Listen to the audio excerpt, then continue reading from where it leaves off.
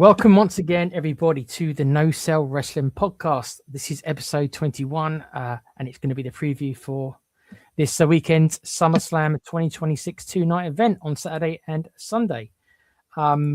Joining me today is my buddy, the $1 Million Alan. Not the $1 Million Man, the $1 Million Alan. Oh, bless. And I am, of course, Tequila the Body Ventura. Lust. His name's Hulk. It's Lust. Yeah. You know what I'm talking about? Yeah, Watch WrestleMania 5. Yeah, Lust in his black heart. It's great. Com unfortunately is working as commonly does, and Kev, there's a family thing going on with Kev. So fortunately, you just get myself and Alan to cover SummerSlam. I think to start with, we will talk about Raw ever so quickly because we do have 2 nights of a card to go through, and then we can say what we think is going to happen. We can give a prediction, stuff like that. So Alan, now, as normal for me, I can't sit and watch these shows anymore. I can't watch them live. So my way of handling pro wrestling in 2026 is I will normally see the highlights, which is about 16 minutes on YouTube. And if it is a segment that looks interesting, I will then look out that segment individually. So sometimes I will then go onto Netflix to find just that segment. And that is actually how I handle it. I actually can't handle watching any of these weekly shows anymore. I can't handle the adverts. I can't handle all the delays. I can't even handle, Alan, I'm being honest with you, I can't handle how long all the entrances take. I can't handle it. Yeah, they can take a while, can't they, some of these entrances? Yeah. I don't know if it's a change in my brain, because my brain has changed. I've become much more impatient, I suppose, overall. I think so maybe it's more to do with me, but that's the ad. So Alan, did you do like me? Did you watch the highlights, or did you actually sit down, bless you, and actually watch the whole thing? So I watched all of SmackDown last I suppose Saturday morning. Well, it would have been afternoon for me when I got home from work, but yeah, I did watch SmackDown, which I thought wasn't that offensive. That was like a proper. Well, actually, no, it wouldn't be a go home show because there's one more SmackDown, isn't there? Yeah, there's one more tomorrow. It was a proper show on SmackDown, which I thought, okay, I don't mind this. This is fine. Raw. I've seen the odd clip here and there, and I'm thinking, thank God I didn't sit and watch this. There is a segment that we'll get to in a second, which has been.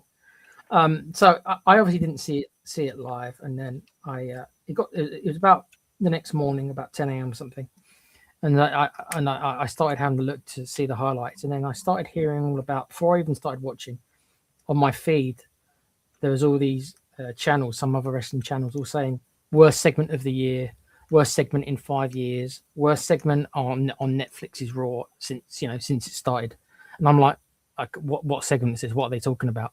And then once I saw it was to do with Danhausen, I thought, okay, that didn't take long.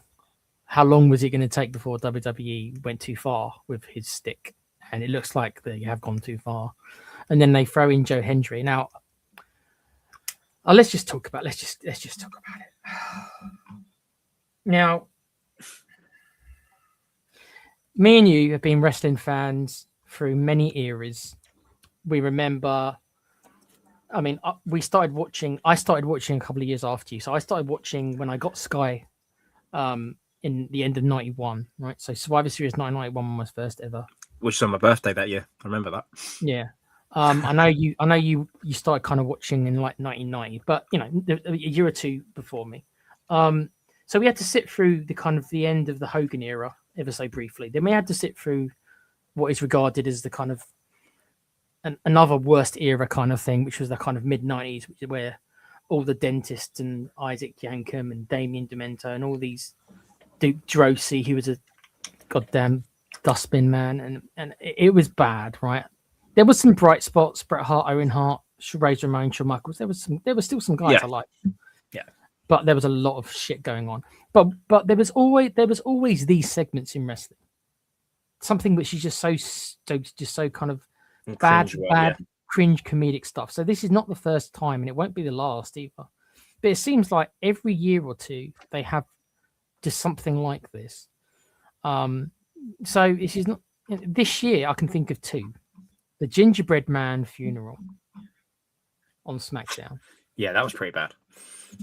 And then which of course was involving Sami Zayn, who then, by the way, 2 months later won the world title. But there we are. And Trick Williams, everybody's pet favorite toy. Lemon pepper steppers, yeah. And so I've seen the segment. You know what it reminded me of, Alan? You won't remember this, and I don't know if anyone in the chat will know. What was his name? Someone's going to call your mama.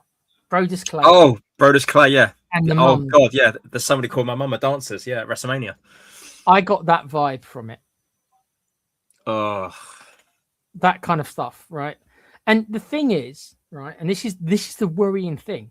We all thought it was Vince, and I'm sure it was Vince for most of these, but he ain't there no more.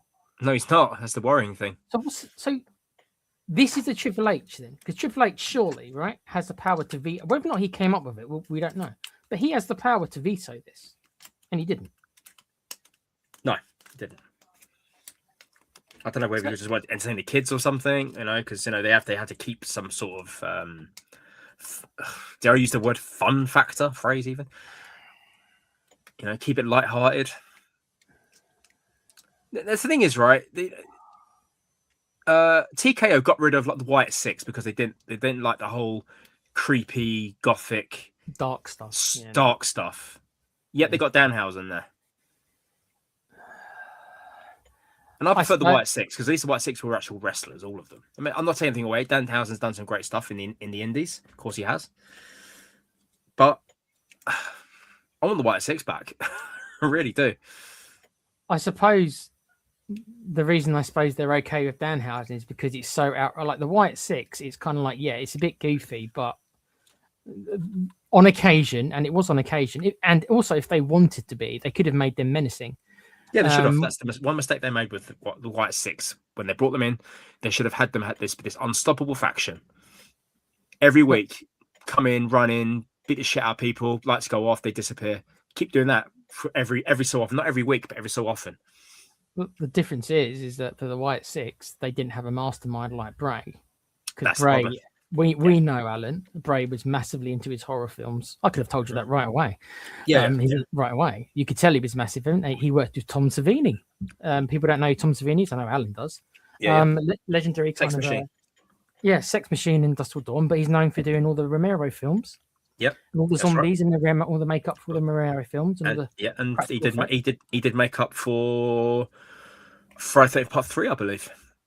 Yeah, he was a big deal during that period. He did Jason's look. And he worked with Bray to make a lot of his Fiend stuff. So that was the difference. Bray Wyatt, I mean, boy, is he missed. Was menacing in a way. I mean, he somehow pulled off the puppet thing. Only he could have pulled that off, Alan. Yeah, I don't think anyone else could have pulled that off. No one could have done it. Because he made that character menacing, because he was playing this kind of jovial, kind of like bubbly kind of character, but you could always see like underneath it he was a psychopath, and there was other part to him. With Danhausen, you can't compare like Danhausen to Bray Wyatt. I mean, you can't. It's a completely different world. Yeah, two sides of a different coin. And I will say, I don't even hate Danhausen. I've seen his stuff outside of WWE. I've seen he's done a whole bunch of videos with CM Punk, and it's incredibly funny and entertaining. He's a really charismatic guy. In short bursts. In short bursts. And as I said to Alan in the chat, in our WhatsApp chat, I said to the guys, Danhausen's got a match at SummerSlam. Braun Breaker hasn't got a match at SummerSlam. Yeah, that's terrible. Because I saw a screen cap on Raw. This is on X. Yeah, and it was Austin Theory with Maxine Dupree. He's arm wrapped around her, and Logan Paul was obviously there. And the comment was, "Look at Braun's face." Yeah. And Braun looks like he was like staring like past the camera, and he's like zoned out. And you just wonder what's going through his mind, thinking, this injury, the injury I got cost me this. I'm now where I am because of the injury I had. I could have been a world champion by now. I could be walking around with the World Championship on my shoulder right now, but nope. Now I'm playing an enforcer to Austin Bloody Theory. He's the least important member of that faction. He is. That's the problem. He is the least important now. Even Logan Paul, who's injured, is more important than Ron Breakker right now. Well, how the mighty have fallen. So, Danhausen, in case people don't, I'm sure most people know, but in case for some reason you had sense and you didn't watch this segment, it's a concert, and it's another one of these concerts that was made famous by Hollywood Rock, as in like The Rock in 2003 when he had when he was playing his great kind of sellout Hollywood character, great character. Then Elias did well with it as well as a heel, and then Joe Hendry's the guy who's taken over the mantle. I'll get to Joe Henry in a second because he's not getting off. He's not getting off scot-free with this either. And then so Joe Hendry and Danhausen have a concert. The can't even say it. The small people, the small Danhausens come out and dance around, and then I'm assuming cheerleaders, Alan, from the local football team or something. I think. Yeah, I guess so. Or basketball team or whatever. Probably basketball because obviously there's the NBA connection, isn't there? Currently. Yeah. With him cursing and uncursing the New York Knicks.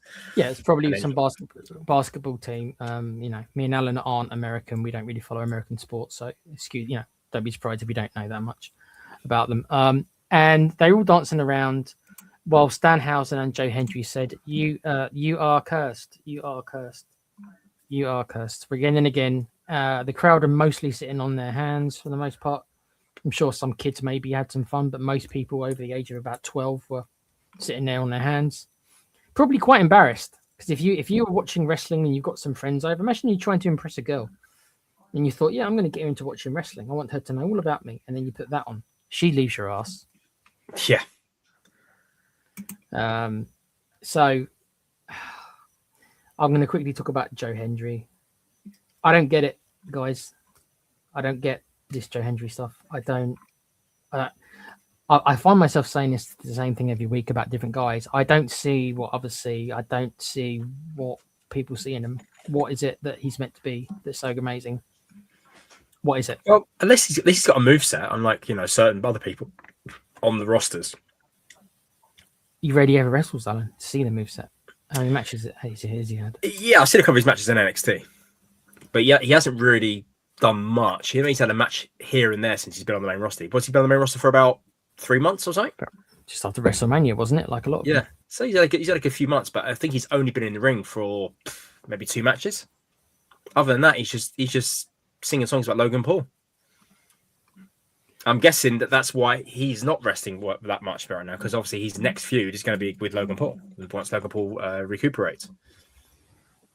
I mean, I want to root for him because he's a British lad.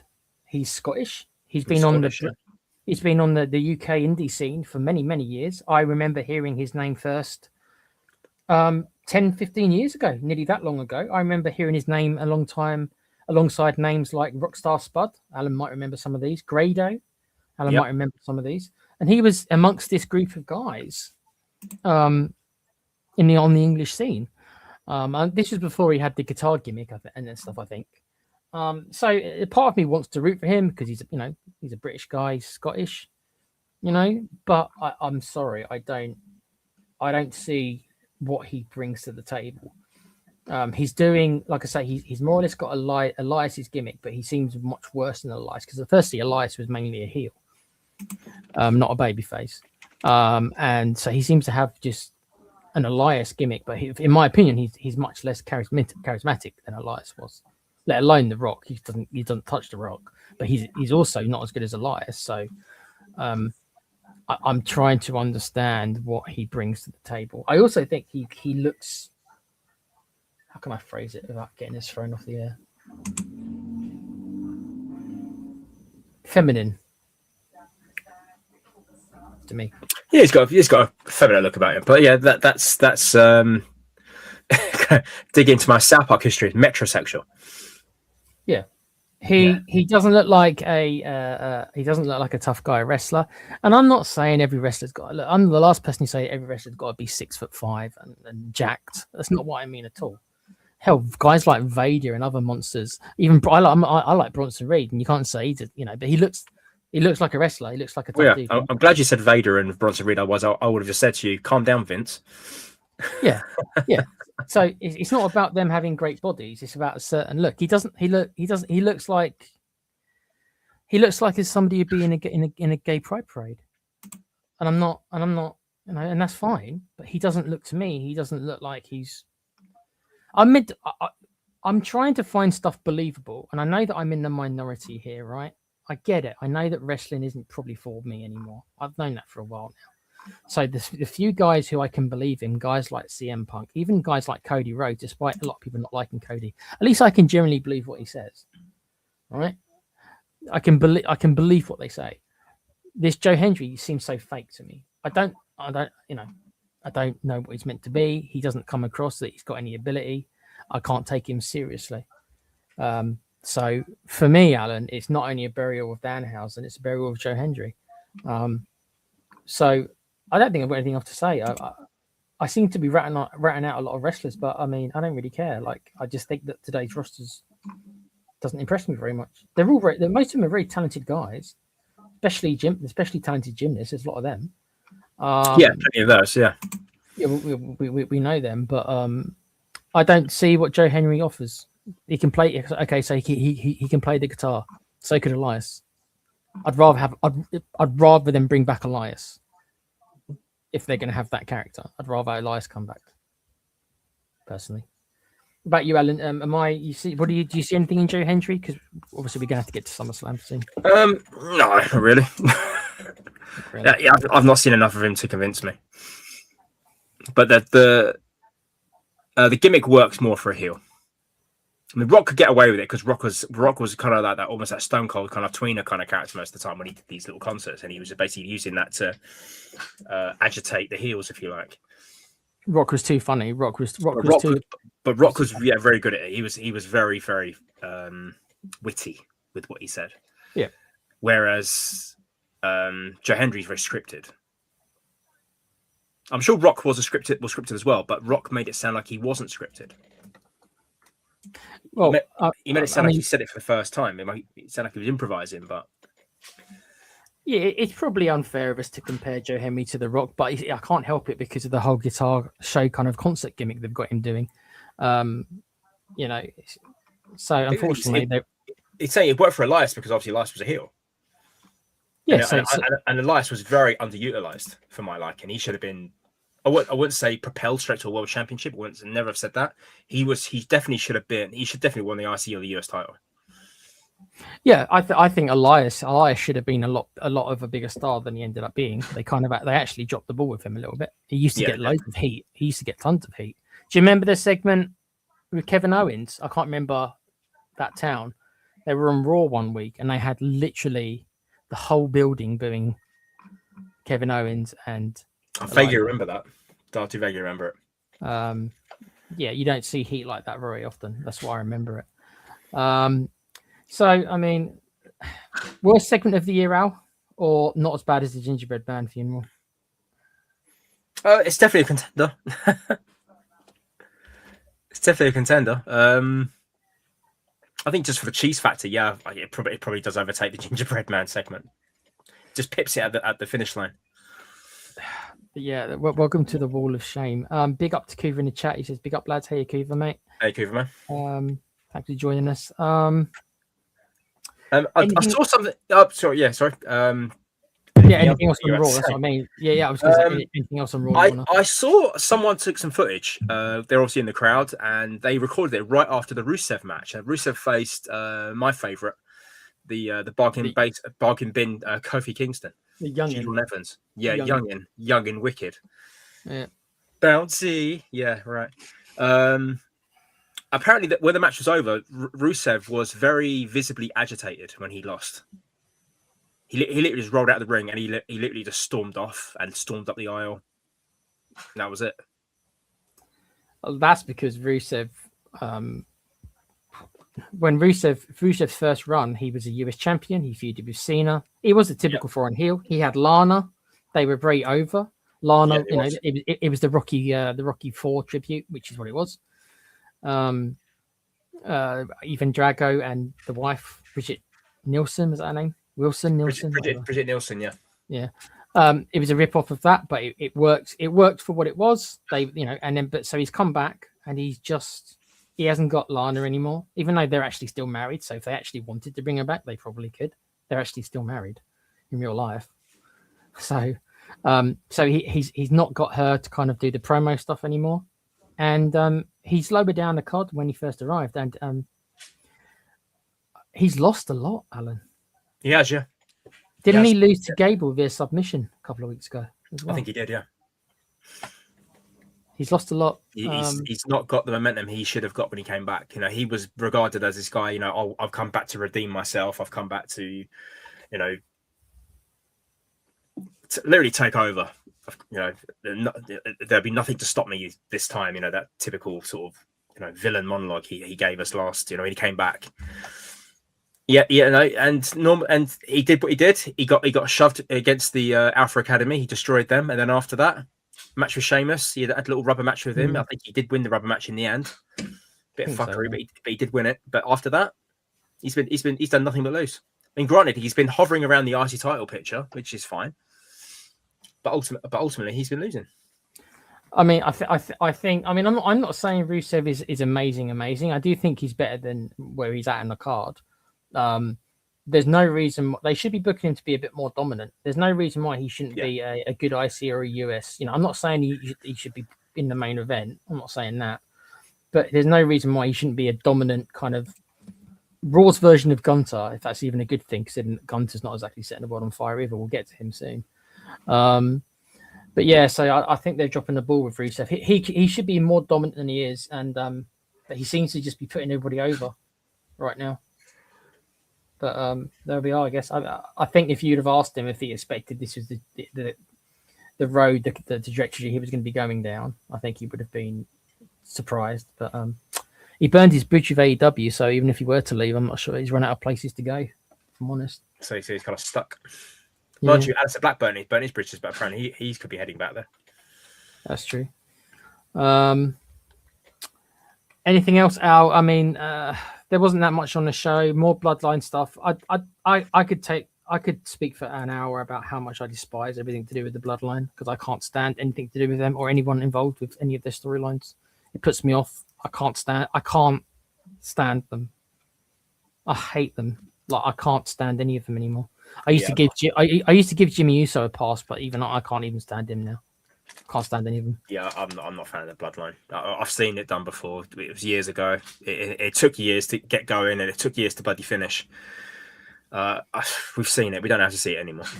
We really don't. And the Rollins Reigns segment. I mean,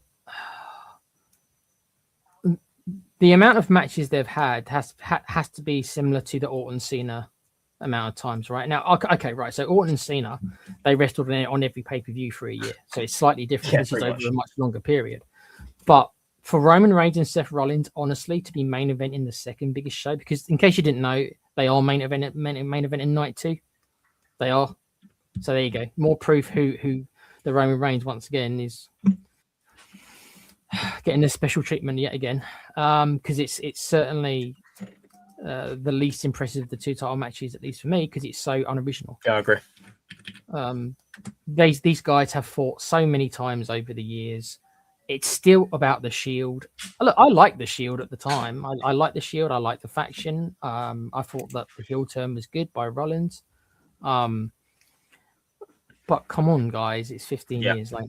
Well, exactly. I think they kind of need to hold off on it until Moxley's contract runs out at AEW. At least then you can come full circle and you can end it.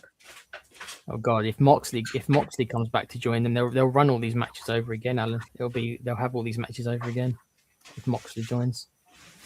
So yeah, there wasn't much on Raw. You had a terrible segment with Danhausen and Joe Hendry. More bloodline stuff I don't care about. There was a new IC Women's Champion, if anyone cares.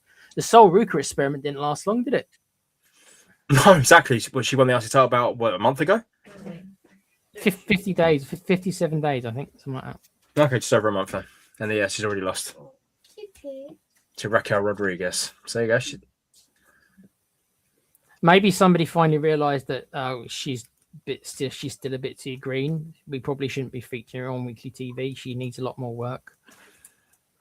She needs to learn how to hit her finisher. That's a good start. Oh, that god awful Soul Snatcher. It's just an RKO for fuck's sake. It's an RKO, like the OG car. It's just an RKO. There's too many of these. The shit. Alan, the cutter is becoming the new spear. OG cutter, Cody cutter. Come on, stop. The only one person hits it right now, and it's Randy Orton. And even he took it from Dan Dallas Page. Yeah, but DDP was the first one. And you can say that the stunner is a variation of the cutter. It's slightly different. He drops onto obviously his shoulder, so it's not exactly the same. But it's a variation of a cutter. So let's stop giving guys. Let's ban these two moves from anyone's finishes for the next 5 years, please. No more spears, no more cutters. If only. Then we've got to deal with all the super kicks, Alan. Remember when a super kick used to be Shawn Michaels' finisher, and now every dude does it, or at least the Usos do. Yeah, I know. It's annoying. Yeah, they just completely devalued it. Completely devalued the move. And some people don't even hit it correctly. Jey Uso. Seth Rollins aren't very good. Okay, right. So SummerSlam is this week. 2-night event from Brock's hometown, and I think Gable's from there as well. Yep. So yeah, my prediction was a couple of weeks after last week or the week before. I predicted Gable would take the title, and I'm sticking with that. Now, all things are not equal, as I was saying to Alan before he's coming on the air, because I know that he actually won't be able to watch Night 2 live. I said to him that I think the gods have favoured him because one of these nights looks much better than the other. But we are going to start on the Saturday. So, as of right now, and it is obviously Wednesday evening, they could add another match on SmackDown. Who knows? There's always a risk of an injury or whatever, right? But as of right now, this is the card. So we'll say what we think is going to happen, and then we can give a quick prediction. Right. Oh, God. Okay, so let's start right at the bottom. Announced on Friday, Joy. Nikki Bella's back, Alan. Joy. Yeah, I saw that on SmackDown. So it's going to be a 6-man tag. It's going to be the Bella Twins and Paige versus Fatal Influence, who is Fallon Henley, JC Jane, and Lainey Reed. I didn't even know who the hell Lainey Reed was. I have at least heard of the other two. But I've seen her now, but I didn't know who she was. I think there's no way that Paige and the Bellas are going to stay on the same side. The story writes itself because Paige took over from Nikki Bella because Nikki Bella got injured. So there's going to be some kind of miscommunication. One of them's going heel. It'll be either Paige turning on the Bellas or the Bellas turning on Paige, especially Nikki. I would think storyline-wise, it probably makes sense for Nikki to turn on Paige. Whether or not it happens in this match, that I don't know, but that I believe will be the future going forward at some point. The Paige will feud with the Bellas in some form. I'm not sure anyone wants to see it. But if you were a fan of Total Divas back in the day, me and Alan obviously loved that show, Total Divas. Then eat your heart out. But for me, I think Fatal Influence win this. They're the new girls on the block. Not sure what that was. Bless you, Alan. Yeah. Sorry. Fatal Influence, I think, are going to win.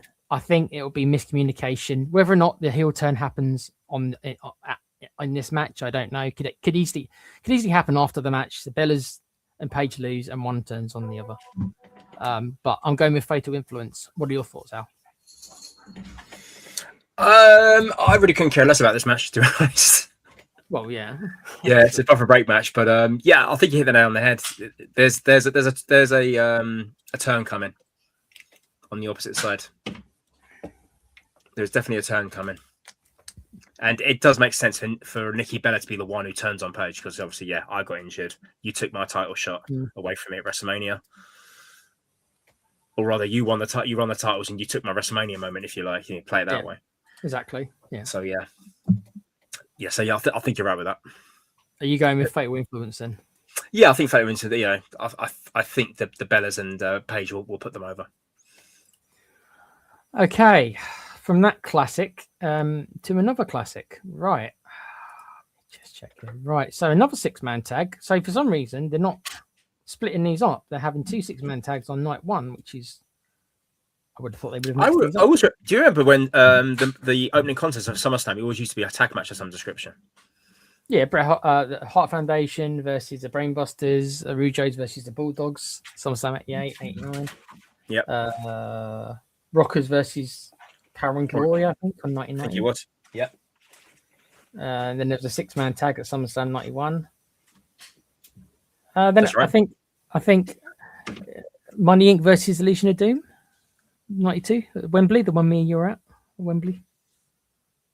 I think that was a 6-man tag. It was the Bushwhackers and. But that wasn't recorded for the pay-per-view though. True, but it was on my VHS, so it was there. God damn it! Yeah, the VHS had Yeah. But I think the first match was Money Incorporated versus Natural Disasters. Yeah, in the match, in case you didn't know, where Hawk was so inebriated that they couldn't do the planned finish, which was the Doomsday device on Ted. So Animal had to power slam him and pin him. True story. Hawk was so off his head, they didn't trust him to do the clothesline off top.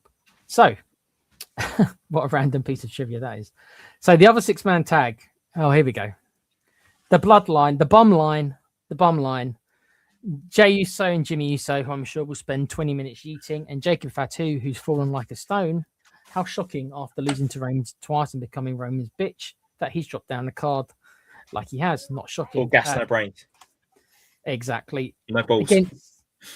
Against 3 other baby faces, because the Bloodline are meant to be baby. They're not, but they're meant to be, I guess, baby faces. So this is a baby face versus baby face match against LA Knight, who is a baby face. They still cheer him anyway. Royce Keys, who I don't think anyone really cares about, but it's meant to be. And so does Sikoa, who was a heel, but looks like he's now getting cheered, and he's actually starting to entertain me, Alan. Solo. He's funny. When he just pops up behind one of the Usos and starts mocking them behind their back. Yeah, that's funny. And I will admit a bit of bias here. Anyone, including LA Knight and now Solo, anyone who's taking the mick out of the Bloodline, I can't help but root for. They're on my wavelength, right? So I will hope LA Knight, Royce Keys, and Solo, but they probably aren't going to win. Roman's boys probably aren't going to lose this. So I'm going to go with the Bloodline. Probably Jacob Fatu. Probably LA Knight gets pinned. LA Knight always gets pinned. He continuously gets jobbed. So I'm assuming probably Jacob Fatu will probably pin LA Knight. That's what I'm going with. What do you think, Al? I think Royce Keys takes the fall. I think Jacob Fatu pins him. You think so? Yeah. I'm going to Jacob Fatu pins Royce Keys.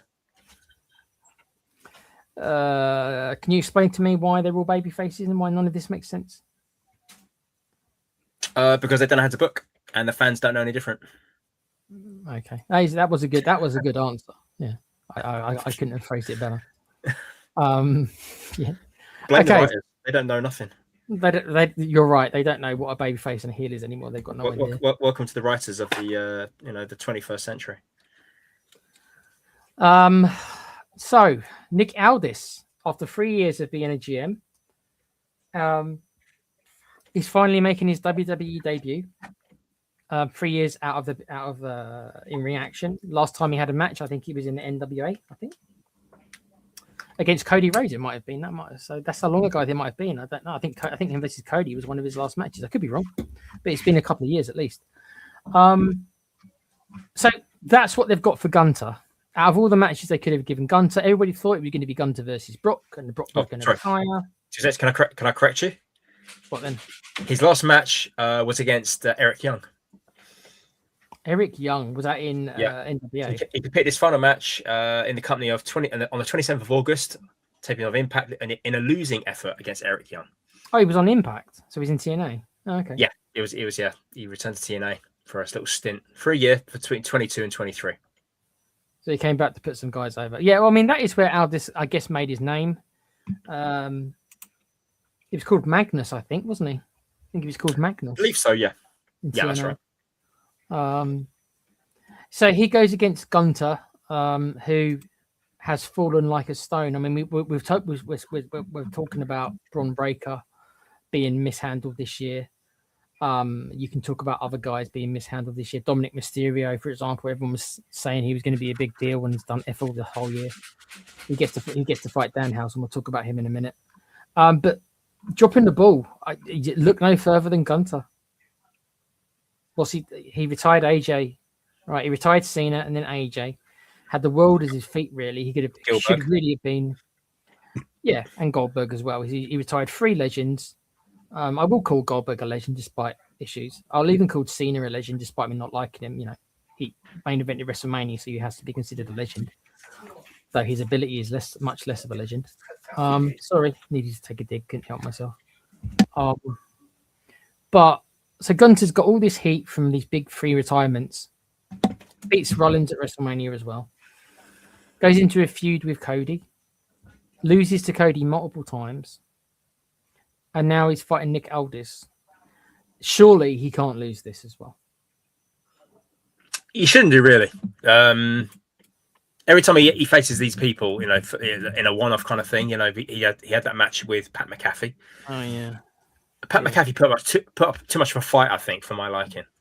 He did. Because Pat McAfee's not really a wrestler. Okay, he had like a little stint in NXT.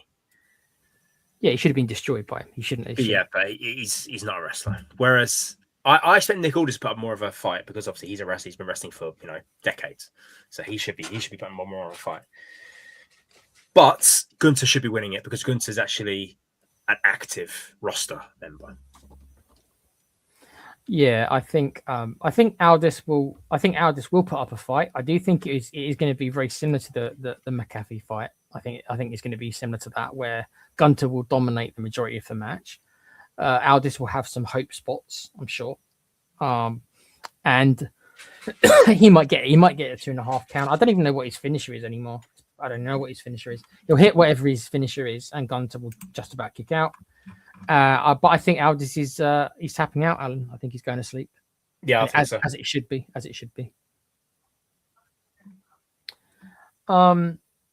Okay, so the next match, the WWE Women's World Championship, Liv Morgan versus Alan's favorite wrestler, Io Sky. Yeah, the best music in the business. Dreadful. Interesting note, or depressing, depending on your point of view. Liv Morgan's first title defense since winning it at WrestleMania. 5 months. And she's not even been injured. And she's not even been away. So she's not even done a Brock or a Roman where they just screwed. They've just not been on the show for months, which is bad enough, by the way. But she's actually been on the shows. And she hasn't been injured. They just haven't bothered giving her a title defense. No, they've not. They've just dropped the ball completely with the women's division. If TKO don't care, right? If they don't care, they can't expect me to care. If they put so little time and effort into their women's division, right? And don't tell me she's got no. There's enough women on the roster. They could have brought somebody over from SmackDown. Oh bloody hell! Bring Alexa Bliss over. They've done nothing with her all year. Do something. They could have brought somebody over from SmackDown. If they were so short of challenges, they should have brought somebody over from SmackDown. Because what's her name? Vakir's been injured, right? I'm assuming that's probably who she was meant to be feuding with. But Vakir's injured. But if they did, what has she been doing since? What has she been doing since WrestleMania? Running around in the clubhouse, going to Dom's matches, going to Raquel's matches, going to Roxanne's matches. That's it. That's all she's been doing, and then talking shit about Io Sky. She actually hasn't done anything. So she's acting like a valet. She was in the Queen of the Ring tournament, That's which right. she didn't need to be in, but that's a different conversation. But other than that, no, she hasn't done nothing of any note at all. I don't get it. I don't understand why they've just haven't moved somebody. Why didn't they move somebody across to give her something to do for a couple of months? Just do something. Don't just ignore her. You know, she is one of them more marketable women. Obviously, she's a very attractive young lady. She does have charisma. The fans generally respond quite well to her. They've done absolutely nothing with her. Or turn Perez or Rodriguez, turn one of them face then, and then they should have turned one of them face. It looks like they were going to do that. It looks like they were going to have Perez turning face, and then that's just kind of been dropped. Because Finn Balor was, well, Finn Balor, before Finn Balor was traded, he was like saying to Roxanne Perez, "I don't trust them; they're going to turn on you." Blah blah blah. Which looks like that. Yep, that's very true. Yeah, he was stirring the pot, wasn't he? Yeah, and it looks like that they were going to, that's the direction they're going to go in.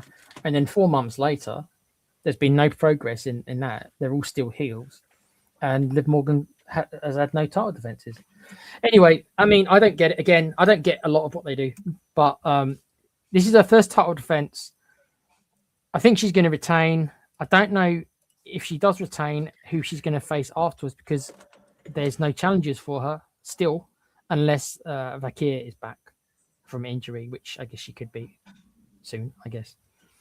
Well, what's your take on Alan? I know you don't want I already know you don't want Io Sky to win, but what do you think is going to happen? I think Io Sky will win. That's the thing. You think she's going to win the belt? I think she's going to win the belt.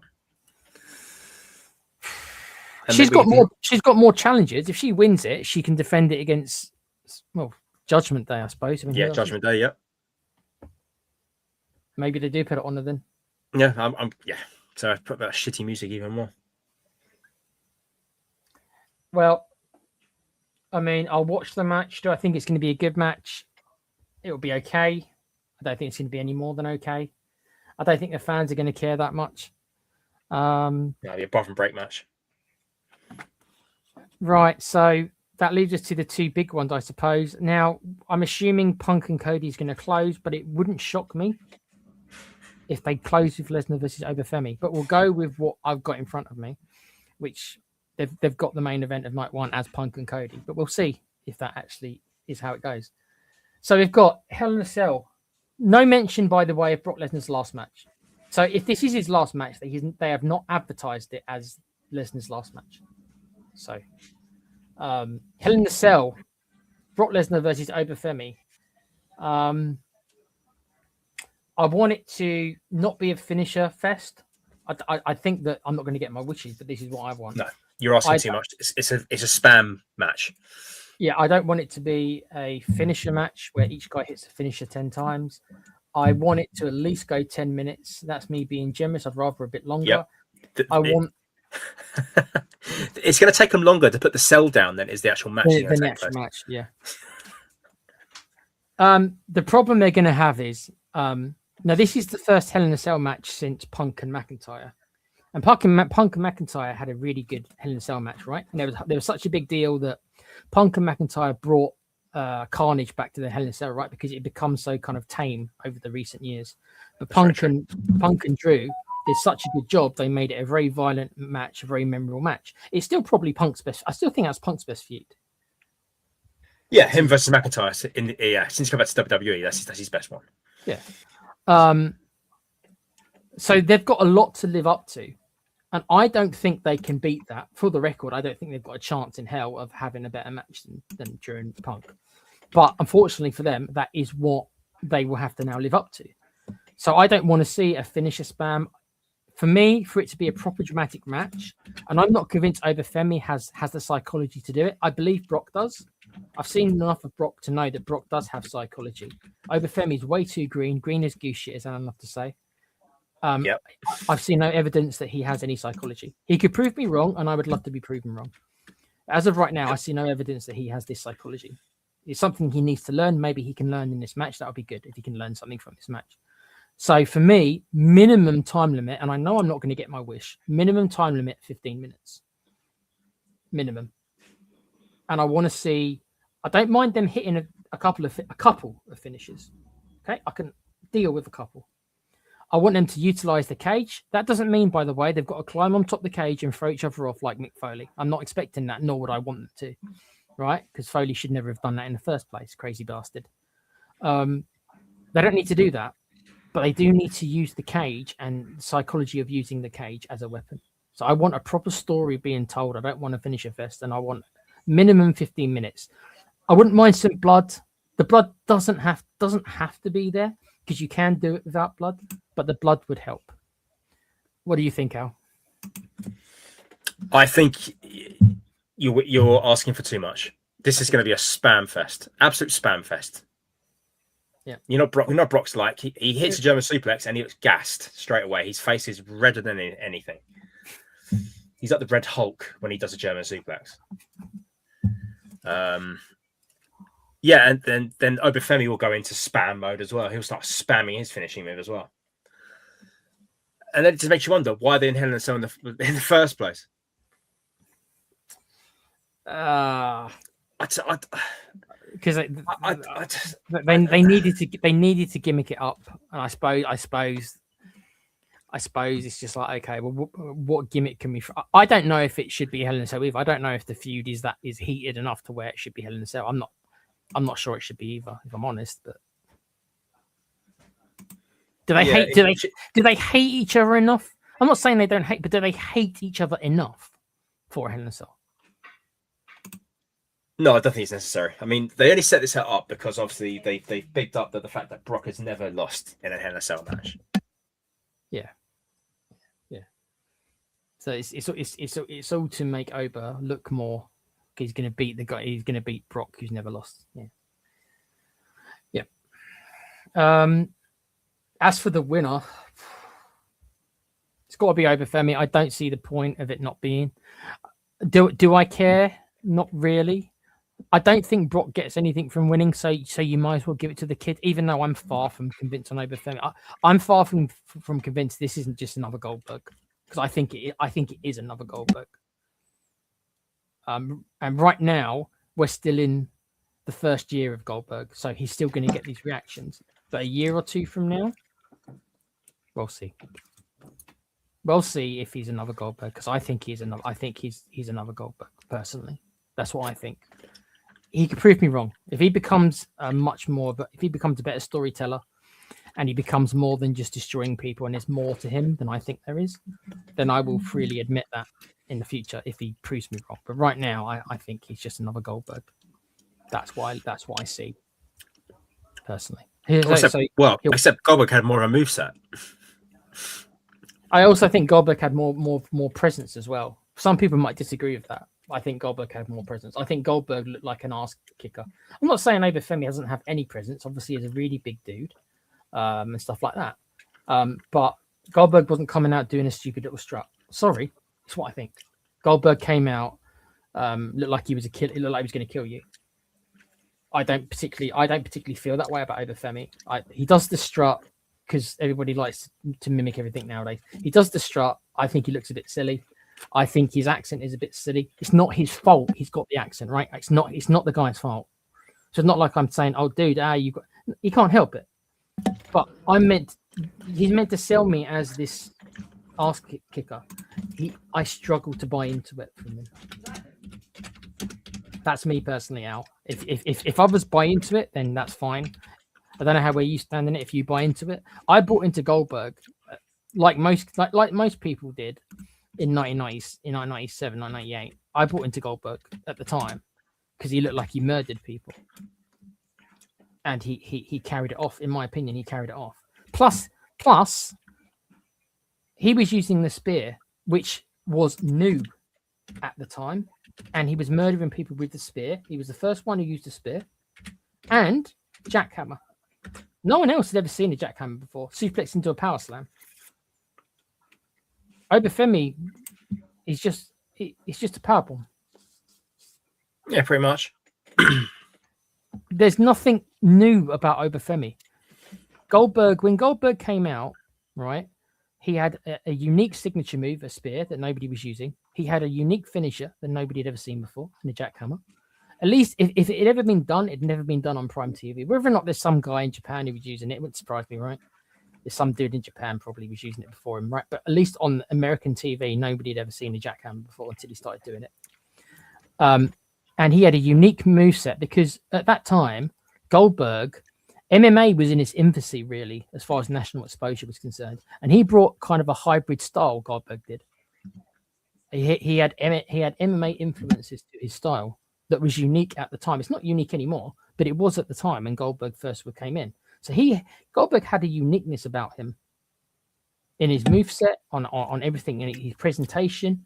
And he never used to cut promos.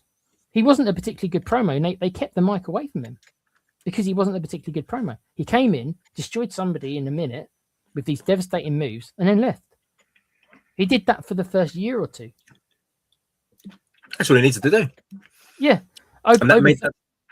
Sorry. No, I was going to say that sold the character. Yeah. That sold the killer character he was. Okay, he wasn't marked as a killer per se, but he was marked as a guy who would destroy you. And he did that pretty much every week on, I guess, Nitro, wouldn't it? Would have been. Yeah. Nitro and Thunder. Yeah. Yeah. He just came to the ring, hit about 3, 4, 5, 6 moves on you, spear, jackhammer. That's it, done. And I'm not criticizing the kid that much because he's a kid. All right. So I'm not saying that he can't ever become better. I never said that. But I think it's a bit too much too soon. And I do think that this fad is going to wear off. And when the fad wears off, whenever that is, I wonder if he has enough to adapt to being something else. I don't know. I haven't seen enough of him, if I'm honest. I haven't seen enough of him that makes me believe he can adapt to be something else. Because Goldberg couldn't adapt. That's why Goldberg's first year or first 2 years were absolutely amazing. And then he was the shit after that. I mean, I don't know what Overfamily's moveset is. I think I only know 3 moves he does.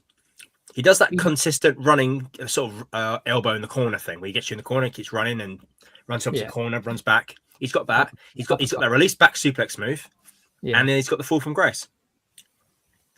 He's got the moveset of a world champion. You know when people win the world, they're great wrestlers to start with, and then as soon as they get the world title, their movesets just disappear.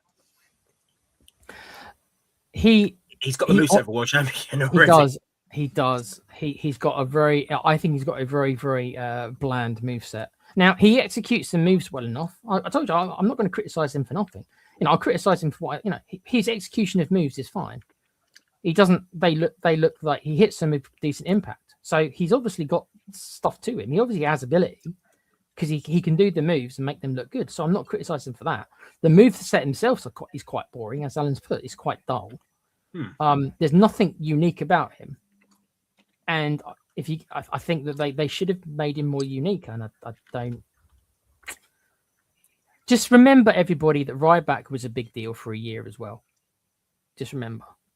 People were calling Ryback the next Goldberg, and people were loving Ryback, feed me more and all that crap. And I thought, oh my God, this is terrible. And look what happened. He ended up being a train wreck in the end. Good old Skip Sheffield. Skip bloody Sheffield, yeah. So, this isn't the first time we've seen one of these kind of Goldberg pushes. Maybe Obafemi is different. Maybe he'll prove me wrong. Maybe this match will be the start of him proving me wrong, and he and Brock will tell a proper story in the ring, and Obafemi will sell and make me believe, and he'll prove me wrong, and that's fine. I'm no problem being proved wrong. But as of right now, Al, again, like Joe Hendry, I'm sorry, I don't see what other people see in him. I don't get it. That's for me. So for you, Oba wins, Al. For you, yeah, Oba wins in this one. Yeah, he wins. Okay, right. So this takes us up to the main event of night 1. So it is Cody Rhodes versus CM Punk. We have spoken about this before, so we don't need to go on about it that long. I'm a little underwhelmed, not because I'm not underwhelmed of the match. I think it's going to be a really good match. It'll be a good story. They're both going to be baby faces, at least in the match. I don't think after the match we'll see, but in the match it is going to be face versus face. I think the crowd will be quite even, maybe a bit more pro Punk than Cody, because Cody is starting to get the boos. You can see and hear them. He is starting to get the boos now. I think it'll be a good old-fashioned story. I think there might be hints of a heel turn from both men. There's going to be parts in the match where maybe Punk might do something not exactly the nicest, and then Cody might also do something which is a little bit dodgy, and they're going to play on that. Is one guy going to turn on the other during the match? I think it's going to be a clean match. I think CM Punk is going to beat him. I don't think it's going to be a GTS 1, 2, 3. I think it's going to be more of a kind of a pin out of nowhere. Do you know what I mean now when I say like a pin out of nowhere kind of? Yeah, ending? like a roll up or crucifix, something like that. Yeah. Like the SummerSlam 92 main event, British Bulldog versus Bret Hart. That's a great example. Yeah, it will be something like that. It's going to be. I think it's going to be a bit of a kind of a counter. Cody might go for the crossroads, Punk might counter, a bit like Sami Zayn did it in the last main event. Yeah, exactly. But I do think Punk wins. I don't think there's much of a story. If Cody just beats him, he just wins the belt back again, unless Cody does cheat. So they could go that way. If they do pull the trigger on the Cody heel turn, then he could cheat and win the belt. They could go that way if they're ready to turn him heel right now, like as soon as this weekend. Then they could go that way, and then Punk chases Cody for the next couple of months, and they could go that way. Or they go the other route where Punk beats him. I don't think Punk's turning heel. Could be, you never know. But I don't think Punk's going to turn heel. I think Cody's the more likely of the two. So I think Punk beats him cleanly. I think Cody will shake his hand and will tease something, but won't go through with it. There will not be a heel turn at the end of this match. But this is the first match of probably 3 or 4 matches. This story, if they wanted to drag it out, and they might, this could go to WrestleMania next year, with the last match of the series being at WrestleMania. I think this is the first match of maybe 3 or 4 matches. So that's why I think that the build's been a little bit underwhelming, because I think that they can't rush to where I think they want to go yet, because it's going to be too fast. So they need to kind of both be good guys at the start, which they still are. And I think a heel turn is coming for one of them. I think Cody, but it won't be yet. It could be maybe Survivor Series. It could be, I could see them maybe waiting till Survivor Series if they have another match like that, and then Punk beats him again, which I could see. And then Cody loses his shit because he can't beat Punk, because he's lost to him twice then, and he won't be able to handle it. And I think they're going to play into the whole Cody's become obsessed with the title, because Cody's already kind of admitted that he's become obsessed. I think that's going to play into it, a bit like Sami Zayn when he lost the belt. I can see them doing the whole Cody can't win the belt back, and this is the first time since he won the title from Roman where he can't get the belt back. He can't win it back, because every time he's lost it, right, he's always been able to win it back. He lost it to Cena, he wins it back the next chance he gets. He loses it to Drew, he wins it back the next chance he gets. So, I mean, technically you can say that he lost it to Sammy as well, but obviously he never got a chance to get revenge on Sammy because Punk beat him 9 days later. So I think it's going to play into Cody. He's going to like, I can't beat Punk. I've wrestled him twice, and now I get no more title matches because I've had my rematch, and I can't beat him, and that pushes Cody over the edge. I can see them doing that. Sorry, I'm talking a lot, but that's what I would do. I would book that long term. I turn Cody probably at Survivor Series, but not yet. That's what I'm going. I'm going with a Punk win via like a roll up or like a small package or something. Yeah, makes sense. I think that makes a lot of sense. Because we've established before on this channel that Punk and Cody can tell a story, yeah. And to tell a compelling story in this is to have a surprise finish. Yeah. So yeah, a crucifix, a roll up, a victory roll, something would be perfect, I think. If you were to, Alan, turn, let's say that there is a heel turn in this story at some point. When would you do it, and who? We know Punk's an amazing heel, by the way. Amazing heel. Cody Rhodes, less proven as a heel, had his moments when he was dashing Cody Rhodes as a heel. But since he's been a main eventer, he was never a heel in AEW. Despite them wanting to turn him heel, he never did turn heel. And of course, he's never been a heel since he's come back. So is he unproven as a top line heel, Cody Rhodes? Is it a risk because they don't know? They know Punk can do it, because Punk's a great heel. Many times he's been a great heel, but they know Punk can do it. But would they think that's too much of a risk to turn Cody? I think so, because if you see how Cody reacts to the crowd and all that, and I've seen videos of him that people have taken from the arenas, and how he is when the cameras are off and all that, and he's going around and he's happily signing autographs, and he's holding people's kids for them and taking pictures and stuff like that. He's kind of got that kind of Cena syndrome. He does. That he's too in with the crowd. The crowd can't see him any other way. And we all know how Cena's supposed heel turn went, and everyone hated it. Yeah. Because people were still cheering him, even though he was telling people I'm ruining wrestling and all that. Well, sorry, John, you did that years ago. You're not wrong. You're not wrong. But yeah, if I'm TKO, I'm turning Punk heel. Okay. That would make more sense. When do you do it?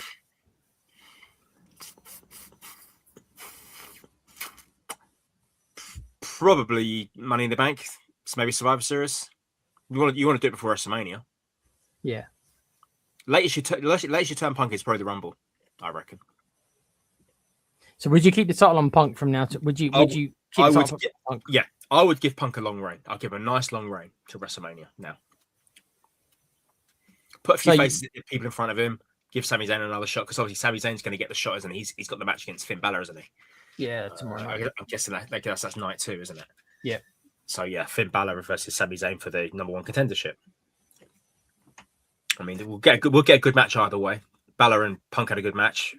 Punk and Sami Zayn had a okay match. Do you just have Punk then?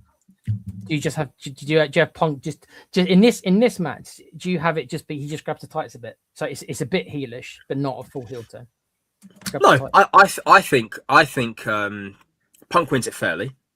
Okay, but Cody will come off a bit, heelish if you like, but Punk will lie into it more. Punk's great at manipulating dialogue. Yep. And I think that's how he'll spin it. He will start manipulating, because I think Punk's once said, I'm the pettiest man, in the business. I mean, anyone who saw Punk's work in Ring of Honor, Alan, I don't know if you remember that stuff. A long time ago. Yeah. And one of the lines Punk said is the biggest, and I think he took this from the film End of Days. I think he ripped it off from the End of Days. The best trick the devil ever did is making people think he didn't exist. That was Usual Suspects. Was that the Usual Suspects? Not Usual Suspects. Yeah. Oh well, that's where Punk got. That's definitely where Punk got it from. Then, because that was much earlier on. So he can play this kind of babyface character and kind of just turn heel almost out of nowhere, like he did in Ring of Honor. He was beloved in Ring of Honor when he won the title, and then he turned that crowd in 30 seconds into the biggest heel, because he's good enough to do it. So if they want to do that route, he can flick a switch and make him. Yeah, I do think you're right. I think that they may get cold feet. I think they might look at the Cena heel turn and think, well, if he turn Cody heel, the fans are just going to start cheering him again, just like they did Cena, and then we're going to find ourselves in the same position. Whereas with Punk, we know it works. We know that he can get people booing him, even though there will still be a decent amount of people who still will cheer him, just like Randy Orton. There is going to be some people who will cheer Punk even if he is a heel. But that's a problem with me and Alan be saying about babyface and heels. This crowd don't seem to want to boo anyone anymore, and that's a problem. Right, okay, let's speed it up a bit because it has gone 8. Right, so we've got one more night, and as I said to you, Al, this night much less impressive. This won't take us anywhere near as long. So night 2, again, let's go with what I've got in front of me. So Danhausen versus Dominic Mysterio. Wait, there's a bit more. In a human monies on a pole match. I don't think I've got anything to say. We haven't had a pole match in a long time. I can't remember the last time we had a pole match. Vince Russo, WCW 2000. I've got in my head. Is WWE reminding me more and more of WCW 2000? It is, because nobody knew who was faces and heels in WCW either. It's actually quite scary how similar, in a lot of ways, this year's wrestling in WWE is similar to WCW in 2000. And they went out of business 6 months later, for the record. I'm not saying WWE's going out of business, but I'm just saying that's how bad it got. Lots of, and one of the reasons is because the booking made no sense, and nobody knew who the good guys were, nobody knew who the bad guys were. Sound familiar? Yeah, it does sound familiar. I got no. Dominic Mysterio wins, just because surely Dominic Mysterio is the AAA World Champion or whatever. Not that he ever defends it, but yeah, he is.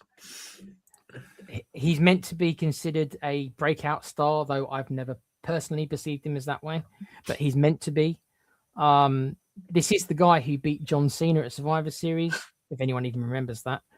On Cena's last match before Gunter, he actually lost to Dominic. And everyone thought, 2026, Dominic's going to become a main eventer, just like Bron Breakker apparently was. And then look at them both.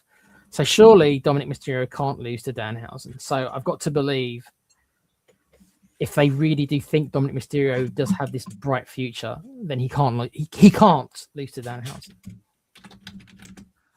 I'll go with Dom because I'm guessing they still think that he is worth investing in. So that's me. What will say you, Al? Yeah, I'm going to agree. I'm going to agree that Dominic wins this purely because I think, I'll have to look it up, but I think that there is a AAA event coming up after SummerSlam. Yeah, probably. Yeah, Triple Mania in September. I reckon Danhausen shows up at Triple Mania and costs Dominic Mysterio the Mega Championship by cursing him again. You're probably right. Yeah, I can see him doing it. Yeah. So you think Dominic wins this one then, and Danhausen gets his revenge then? Yeah. Yes, I do.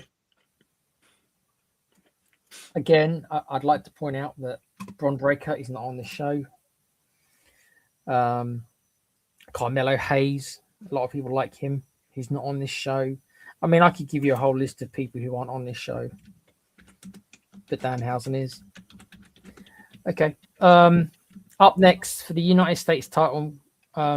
Now, how is this a title shot? How is Baron Corbin getting a title? He hasn't had a match. It's true, he hasn't. Yeah, he's just one of those stars that have just returned and walked into a title match. I mean, I've got a problem with Baron Corbin. I have one request for the match. I might get it. I don't care who wins. But the one request I have is I want to see Little Yotta get an end of days. Yeah, I'd like to see that as well. I'd love to see him take an end of days. I mean, granted, he'll just get up 5 seconds later because he doesn't know how to sell. He's useless. It's no point in being there. You know, you're in the wrestling business now, mate.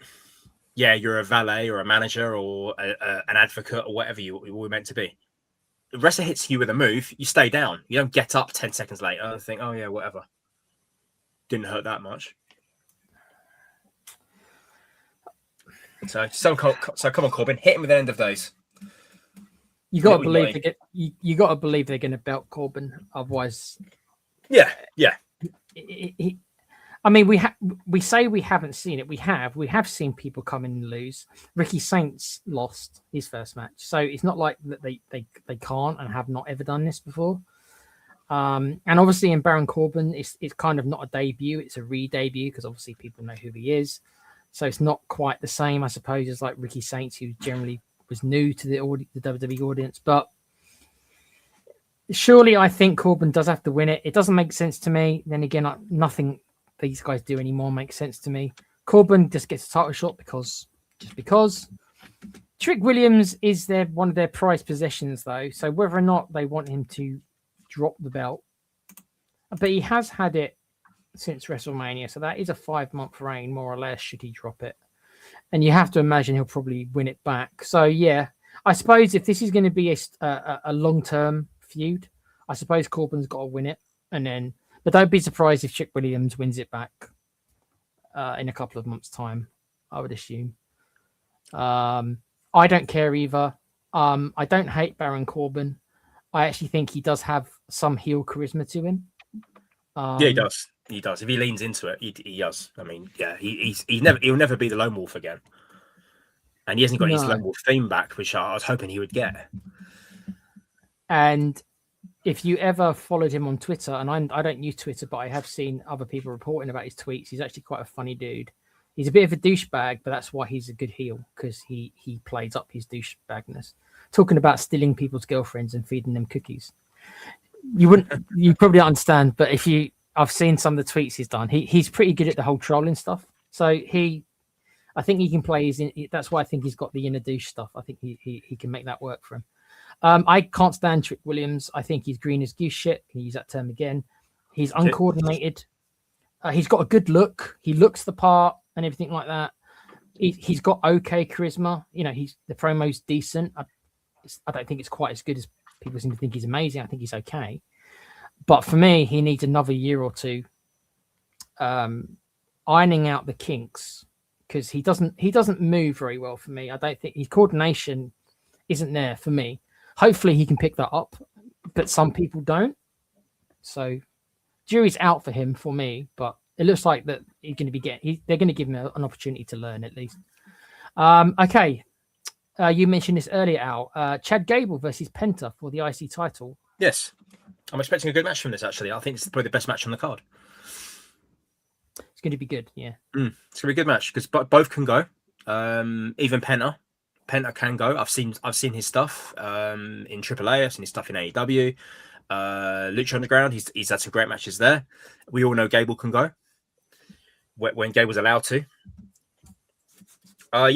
This is the best match on the card, and for me, Gable wins. It's long overdue. He hasn't had a singles title in the whole time he's been working for this company. The whole time he's never won a singles title. So I think it's time for Penta to drop that title. And I love Penta. I think Penta's great charisma. I love his moveset, and I love his look. But yeah, it's time now to give it to Chad. Chad's earned it, I think. I think the story they're trying to tell with Gable demands that he wins it. I think because obviously he lost his mask in AAA, Americano versus Americano, which was lauded as a mate. It was a good match. I think stuff gets overrated a bit nowadays, but it was a good match. And obviously Gable's been on this redemption arc kind of storyline, kind of, you know, trying to apologize to all the luchadors. So it would kind of end that storyline, I suppose, by him winning the belt. But he's got to win it fairly. Imagine if they trolled everyone and he cheats to win it. But I don't think he's going to. They could go that way. They could go complete douchebag and just say, "Oh yeah, look, he was faking it all along. He still hates the luchadors." They could go that way, but I think they want to push him as a face. And as Alan said, it's his hometown. So, I mean, if you're not going to do Brock Lesnar's last match, advertise it in Brock's hometown, then Brock's not winning against Obafemi. So yeah, Chad's the one who's going to be the hometown hero. Yeah. Does he make him tap, or is it a counter finish? I think this is going to be a counter. This is going to be like a roll up or something. Interesting. Penta probably go for the Penta driver. Chad will probably turn this into something like I can see him doing. He'll sort of catch him mid Penta driver, and in the same way that Bulldog pinned Brett at SummerSlam. Yeah, he'll pin him that way, I reckon. This won't be a tap. I don't think it makes Penta tap. No, I think me and Alan totally agreed on this. Gable, because it's face versus face as well. Yeah, it's face versus face. I think it's going to be clean. I think it's going to be a fair match. I don't think there's going to be any shenanigans. I think Gable will pin Penta. I don't think he's going to make him tap either. Yeah. Mind you, if there are any shenanigans, it's going to be because of Ethan Page, because obviously he's involved in the whole IC picture along with Rusev. Yeah, I can see Page being the first challenger to Gable. I can see that certainly happening. I don't know where Penta goes. I'm not sure whether or not. Luckily, there's AAA, so Penta can take some time away from Raw and go back to AAA for a spell. I mean, that's where his brother Ray Phoenix is currently. Yeah. Okay. Yeah. So we're both agreed on Gable to win the belt. So you get new IC champion, me and Alan. Actually, we've actually got both the titles changing hands. US title and the IC title. So 2 title changes, we think, on Sunday. Oh God. Okay. There had to be one. The only women's match on this night. A 5-way ladder match for the interim WWE Women's Championship. So Rhea Ripley is injured. Yeah. Now, quickly, Alan, explain to me why, unlike every other champion who's been injured in the history of WWE, why is she not getting stripped of it? Well, she's been stripped, isn't she? No. Well, so you're telling me they're going to win this title, and then as soon as Rhea Ripley comes back, you have to give the title back to her? No, it's so the winner of this match will be like the temporary champion, and then as soon as Rhea comes back, they have to have a match with Rhea, and then whoever wins that match will be the champion. But they're technically not the champion. This So isn't for the belt. yeah. So they've been regarded as the interim manager, aren't they? I'm sorry, interim champion. Sorry. Yeah. So it's like a placeholder champion until she comes back. So just bring back the 30-day defense rule. Get rid of all these fucking champions that don't do anything. Yep, none of it makes sense. There's no logic anymore. So 4 out of the 5 people have been announced, with the finals to be taking place on SmackDown between Lash Legend and Julia. I'm imagining Lash Legend probably wins that. But the 4 people are Chelsea Green, Charlotte Flair, Joy, Jade Cargill, and Tiffany Stratton. I mean, generally they're all safe workers. I mean, you haven't got you got Cargill in there, Alan. Actually, oh yeah, sorry. She's not very safe anymore, is she? She used to be quite safe, but not anymore. She's that bitch, though, isn't she? She's that bitch, yeah. I'm glad you pointed that out. Yeah, I felt I needed to.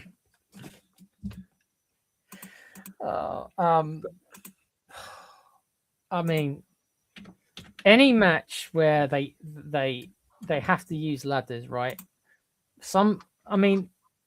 Jade probably will get confused if she's asked to do anything that's even remotely like in depth, right? She needs to be led by the hand to do the most basic of things. So I sure hope the other 3 ladies or the other 4 ladies have got their working boots on, because they better not have her do anything complex, because she won't be able to handle it. With all due respect, I despise most of these women.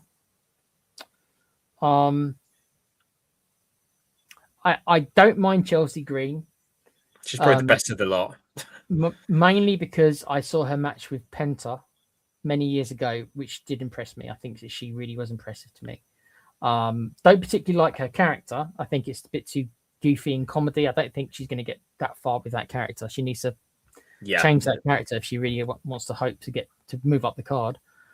Charlotte Flair, I never need to see her again, full stop, but let alone with a title. I don't need to ever see that again. Tiffany Stratton is already the US champion, so what are we doing? She needs to be a heel. She's a horrible baby face as well. And then I'm assuming Lash Legend, but I suppose it could be Julia. They've done nothing with Julia, despite her being a very talented wrestler, but she's got no character. She can barely speak English, like Io Sky. Io Sky, though, for some reason, they seem to give her opportunities, but Julia they had done F all with. Lash Legend is kind of like their little pet project, so I imagine this Lash Legend will probably win this. Win it. It's Charlotte Flair. It will be Charlotte Flair's winning this, despite me not. She's the only one out of these people that they're going to do Charlotte versus Rhea again. They already hinted at it a couple of months ago that Charlotte Flair was going to get another title match against Rhea Ripley. So Charlotte's going to win, and then it'll be Charlotte versus Rhea probably at Survivor Series or something. What about you, Al? I know you don't care either. You're like me. It's like I don't like most of these women. So. Do you know what? I can see Chelsea Green winning this.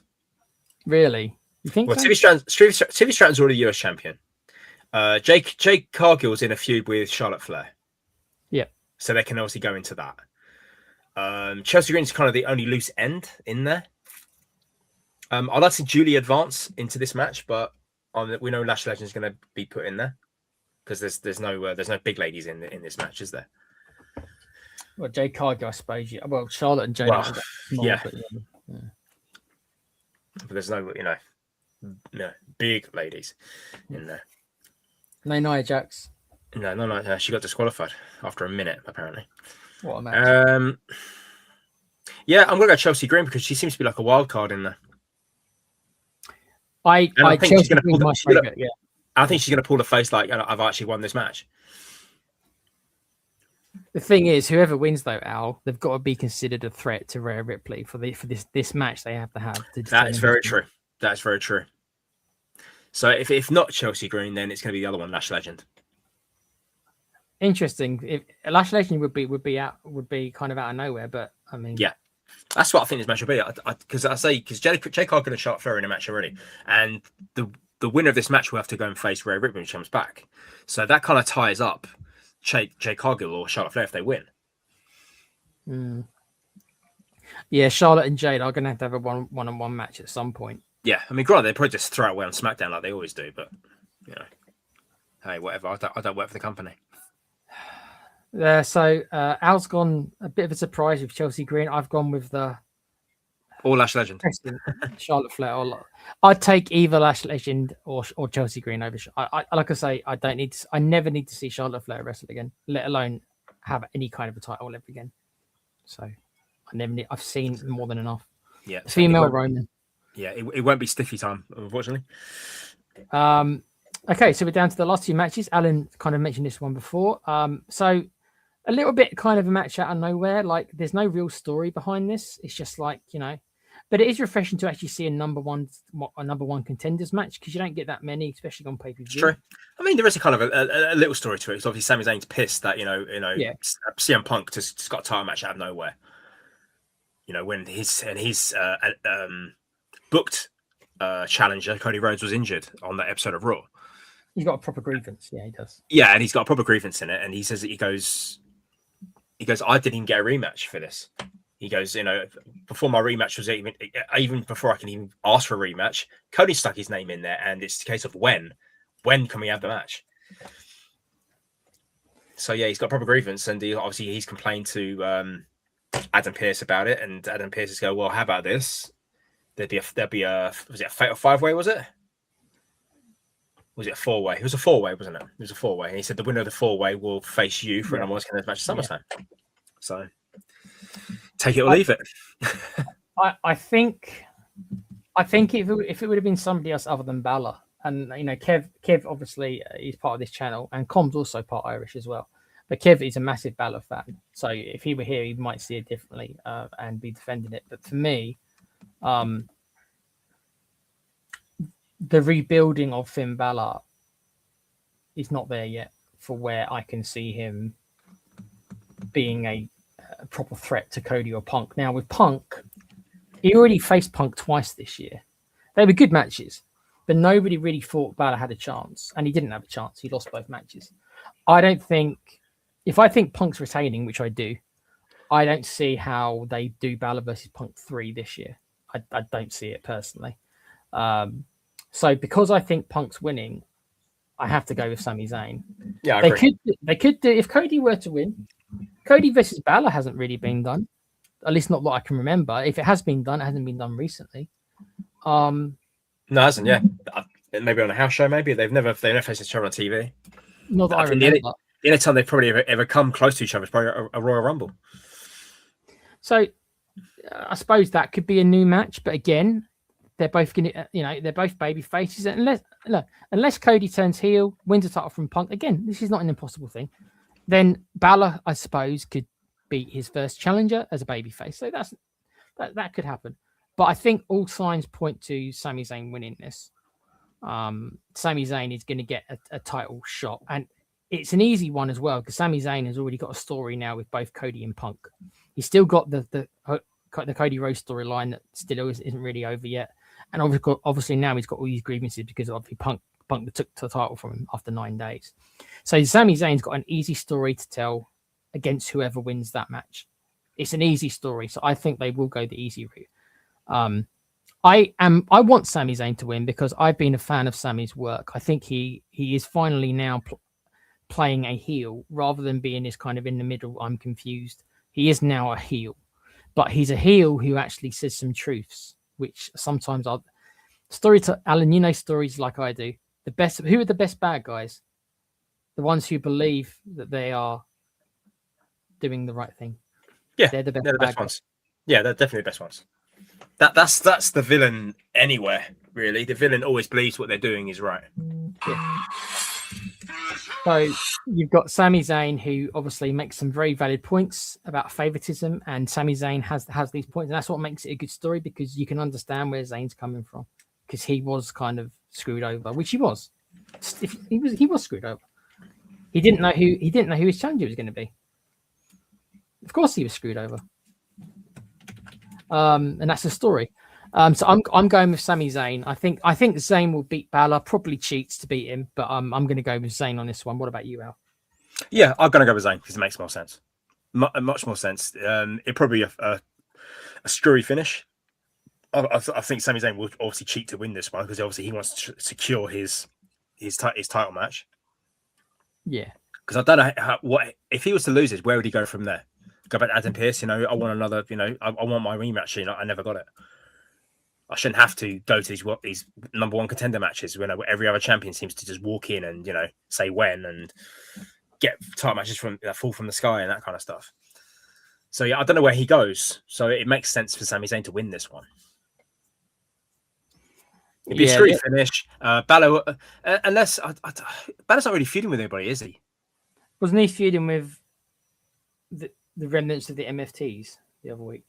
Well, he's beaten both of them, hasn't he? He's beaten Tama Tonga, and he's beaten them both. Yeah, he's beaten them convincingly as well. He didn't even have trouble beating them. Oh, maybe so that was fast.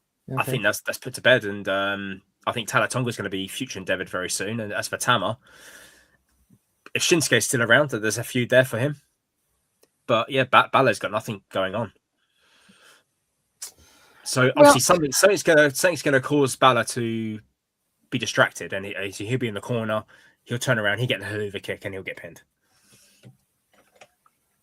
Yeah, to get Balor to be top of the card, it's going to take more than a couple of wins over the MFTs. Do you know what I mean? I think I'm not saying that they can't rehabilitate him. They can. I just think it's going to take a bit more. You need to do a bit more of him. You need to give him a bit more momentum. You need to have him get some more wins on SmackDown, and then maybe you can think about putting him into maybe some title matches. But again, I don't think it's going to be against Punk. We've already seen it. We've already seen it this year. I don't think they're going to do it. Whilst Punk is champion, I can't see Balor getting a title shot. If Cody's champion, maybe. If Punk's champion, I can't see them doing that again. Personally, not so fast anyway. Not so soon after the last two. Right. So it leaves us main event. Apparently, in their minds only, the biggest match because it's the main event in the second night, which is always meant to be the biggest match. Roman Reigns, the tribal bum, defends against Seth Rollins in their probably 50th match, and I'm not kidding. It's a lot. I personally don't care. Seth does deserve the title shot because he never got a title shot after he vacated, so he does deserve the title match. So storyline wise, I suppose I'm okay with it. He should get the title shot. I don't know again who the babyface is, Alan. Yeah, pass. I don't like it. I don't like either one of them. So to me, they're both heels. They both come across as heels. They both come across as whiny. They both come across as entitled. They both come across as arrogant. And maybe we live in a world, Alan, in 2026, and I don't know if this is true or not, where those traits I just described are now considered heroic traits. That's not how my mind processes stories and what I consider villains and heroes. But maybe I'm just an old man who's out of touch. And that nowadays those traits are now heroic traits. I don't think so, but that's the only thing that makes sense to me. Because both the Roman Reigns and Seth Rollins characters come across as entitled, arrogant douchebags. Both of them do. Which, for me, are not heroic protagonist traits. I'm not saying they can't have small elements of that. I'm not saying it needs to be black and white. But when somebody has all of those traits and very few what I consider heroic traits, then they're more heels than they are good guys. And show me where Roman Reigns or Seth Rollins have any of these heroic traits. Any of them. They don't. I mean, look at Roman. Every time he shows up on Raw, he orders his title to be given to him by somebody. Yeah. Where someone like Punk turns up to the arena with his title on his shoulder. Yeah, see, and that is the difference. See, both Cody Rhodes and CM Punk, it's a good example. They're not clean. Cody's more clean than Punk. Cody is probably the most clean of the four of these guys we're talking about, right? Because these four are probably their four biggest stars, right? They are probably.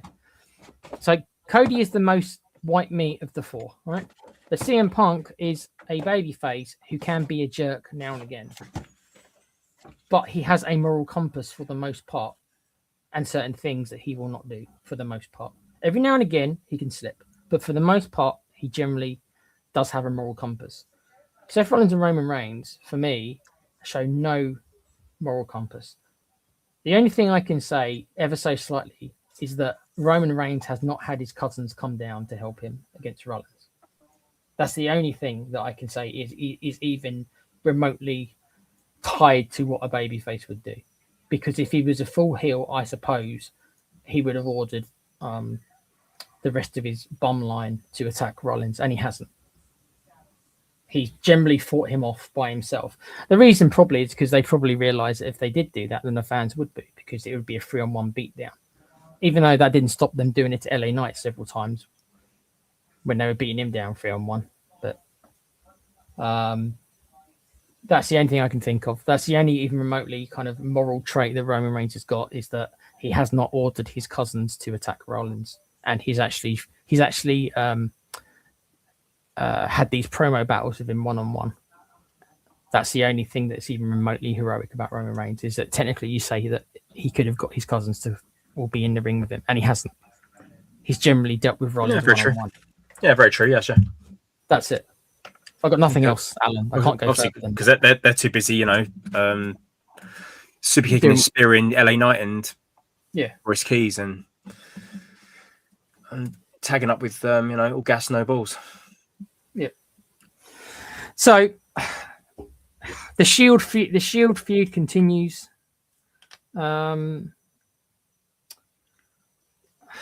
I mean, they've already given away he's winning the match anyway, because they keep going on about the fact that Roman's never beaten him. So obviously he's going to beat him. Yeah. This is also the most one of the most predictable matches all weekend. But I think there's be fuckery in this match. I think I know how this match is going to end. What do you think is going to happen? I think there's a strong rumor going around that Zilla Fatu's coming in. That would be a heel turn for Roman, surely, if they did that. You have to be, wouldn't it? Or maybe Roman doesn't know about it. Maybe that's how he plays it. Okay, I didn't know you were going to do this. And then we got a whole because we all know like they like to rerun their shit. Even the fucking Yeeting has to do a little rerun. Yeah. So it'll be Zilla Fatu will come in as the Jacob Fatu role. The sort of the lone wolf Samoan. So he won't join up with the bloodline then, at least not yet. At least not yet.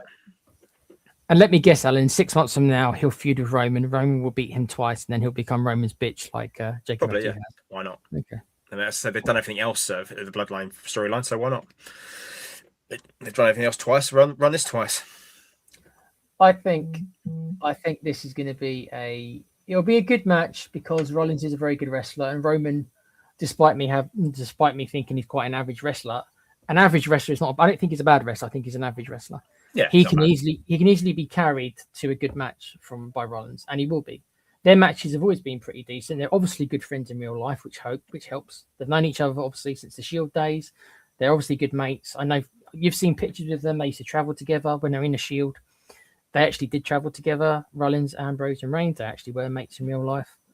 So they're good friends in real life. They're obviously both been multiple-time world champions. They're both very rich. They both made a lot of money. So there's no reason why these two aren't going to work together to put together the best match they can. So the match will probably be good. That part I'm not doubting about. I won't care about it. That's a different argument. But the match will probably be good. The moves will be good. There'll be good counters. I'm sure Seth will do his traditional. Roman goes for a spear. Rollins turns it into a pedigree. You know the spot, Alan. Yeah, shit. I hate it. Every time they do it, I hate it. That's definitely going to be in the match. It looks daft. 100% that's in the match, Alan. He always does it every time. Yeah, I know. I can't make to cringe and roll my eyes. But I do think it's just going to be. It's going to take more than one spear. There is going to be several kickouts, but he just spears him and beats him. I don't think there's going to be any fuckery. I think it is 100% what Al said before. This is just to give that definitive win to Roman because they keep mentioning it. Roman keeps talking. The whole story is based on it. You can't ever beat me, Roman. You've never beaten me. I've always had your number. You can never. I'm the ghost you can never exercise. I'm the turd you can never flush. Whatever. This is exactly what it's there. It's there to finally have Roman defeat his demon, because all this company cares about is making Roman Reigns look strong, and it's never been any different since the Vince McMahon days, and it's still the same thing. All these years later, the whole company and all they care about, to quote what they said to CM Punk before Punk left, make Roman look strong. And all these years later, and people wonder why I can't stand the guy, because we're all these years later and it's still the same shit. Make Roman look strong and nothing else matters. Yep, that's all right. So Reigns spear 1, 2, 3. Show ends up probably with Rollins showing him respect. Babyface. I say babyface ending. They're both heels to me, but perceived babyface ending. Roman finally vanquishes a demon. Rollins gives him respect. I guess that he's kind of oh there you go. We now have peace finally after all these years. We now have peace until a year or so from now when they do have another match. But for now, peace. The shield stuff. We're finally done with the shield stuff. You've finally beaten me, and everything is how it should be. And then Roman can move on to destroy somebody else, who knows who. And Rollins can now start falling down the card, which he probably should have done before, because his body's on its last legs pretty much. So Rollins is going to drop down the card probably, and Reigns will go on to beat, I don't know, LA Knight. Should we just say LA Knight? He'll pin LA Knight in the next pay-per-view. Yeah, LA Knight's going to be due a title match because he's obviously going to be still feuding with the bum line. So yeah. I suppose, Al, that's it. We've gone on for an hour and a half. We've covered 2 nights. I don't think there's anything else. I mean, we know about the ticket sales. They still haven't sold out. And I believe, Alan, they were doing a deal for $25. wow, and it still can't sell out. Imagine you one of the first people thinking, yeah, I want to get a ringside seat, and you've probably cost a couple of grand. I mean, and then you realise I could have been up in the bleachers for $25 bucks. I mean, even though I'm not a massive fan of today's product, I would go for $25. Yeah, $12, no problem. I'll go. Take a pair of binoculars with me. Maybe I'll you would need a pair of binoculars, and you'd also need earbuds because you'd probably be having to listen to people cheer Roman, and I probably would just like give them all dirty looks, and then we'd probably end up getting myself beaten up by loads of Roman Reigns fans, probably. But I'd go for $25. So yeah, that's what they've had to resort to shift tickets. So that should tell you about the general perception of the product. So it's not just me and Al ragging on them. This is actually a lot of people who are finally speaking with their wallets.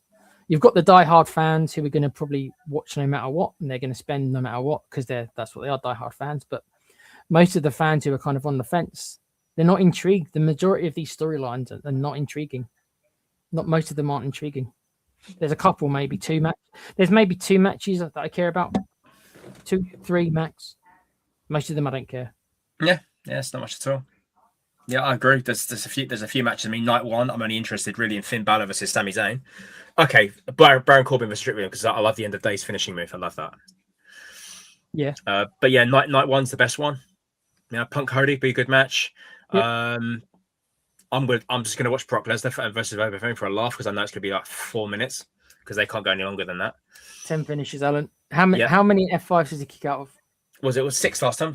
He kicked out 6 and number 7 got him? Yep. Yeah, he's going to hit 7 this time. And he's going to kick out of 7, isn't he? He's going to get, yeah, of course he will. He kick out of 7. I've said this before. The F5 is about as powerful as a hip toss. That's what it is. It's a glorified hip toss. That's what you're doing. Change your finisher, Brock. Remember he had that spell. He was using the Kimura lock on people. Yeah, and he was breaking arms. He was of everybody. He put it on. Put your finisher back to that. The F5 just not convinced me. No, you do it on somebody. I think, well, they'll just kick out or they'll just get up. Do it to Little Yachty. He'll sell it. Yeah, he'll probably get off after 2 seconds with Little Yachty. Okay, guys. Thank you for joining us. That is mine and Alan's predictions for the SummerSlam pay-per-view. Sorry, PLE, whatever. This weekend. Yeah, 2 nights, PLE. Saturday and Sunday. In case you don't know, I'm sure you do. If you're in the UK or Europe, Netflix, it's probably worth Netflix, $6.99. It probably is worth that, considering obviously you can watch films and everything else. So it's probably worth to get it on Netflix. If you're in America and you have to buy ESPN, which I think is like $30 or $40, then hell no. Hell no. I wouldn't be paying. They got the worst deal. Yeah, there's no way I'd be paying that. I can tell you that. So yeah, it's on this weekend. So me and Alan hope you enjoy it. You've got our predictions. If you want to leave us comments about what your predictions were and you disagree with us, I'm sure a lot of you do, because me and Alan are older fans. You know, we grew up in a different era. We saw a lot of the what I consider all-time greats that would piss all over most of this roster. That's my opinion. So if that means that we're a bit harder to impress, then so be it. So be it. But yeah, that is our preview of the SummerSlam 2026. We will aim to be back. The Summerfest. Thanks, Brett, and thanks, Jeremy Piven. That was it. Jeremy Piven, yeah, big fan apparently. Yeah, they're all such fans. Yeah, they're all such fans. At least we haven't got the guest host, Alan. I'm sure at least Vince is not around to give us a guest host anymore. Yeah, small everyone new to your animals. What Barker, right?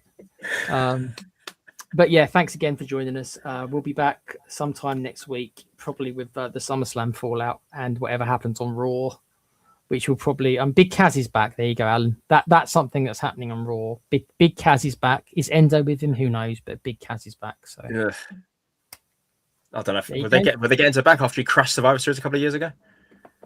I don't know. That's the best part of the Survivor Series event. He crashed it and he got removed. Yeah. Yeah, maybe they'll play. Maybe they'll play into that. Maybe they'll have Kaz come out and Endo be in a crowd and security is taking him out, and then Kaz says, "No, let him in." I don't know. I can see him doing something like that. We'll see. Will it save the tag division? Hell no. They got no tag teams. Alpha Academy and the Vision. That's all they've got. Great. Okay. But yeah, thanks again, guys. Look out for us sometime next week, probably Wednesday, but whenever people are free. But thanks for watching this. So remember to like, subscribe, tell a mother, tell a father, tell a wrestler, tell everyone.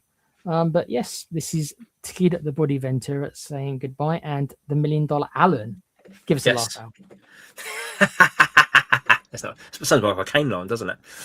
I don't do the cane one. Well, although I will say this though, 3 things. What's that? Don't tug on Superman's cape. Don't spit it in the wind, and don't write no checks. You've got the funds to cover.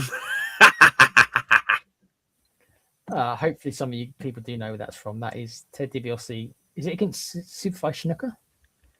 No, that's WrestleMania 9. SummerSlam 89 one was he goes you Snuka, you're just a primitive native. You have coconut bananas, why I dine and wine, a champagne and caviar. That's right. So it's the WrestleMania 9 against Beefcake and Hogan. Yeah, that's it. There we are. But yeah, all I've got left to say before we go is, what a maneuver!